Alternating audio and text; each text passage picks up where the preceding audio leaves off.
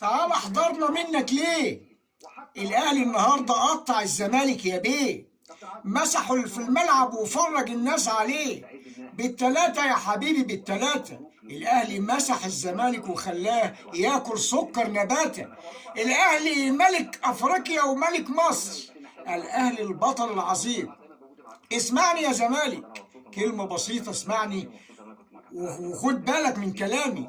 الاهلي قطعك وفرج الناس عليك، وكان السنه دي موسم سيء للنادي الاهلي واسوأ مواسمه على الاطلاق، ولكن يا زمالك انت طلعت اتطاولت عليه.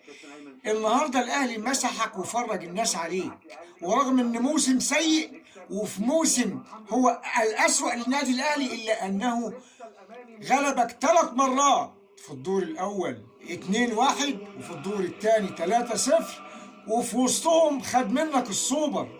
خد انت الدوري رقم 15 والأهلي معاه 45.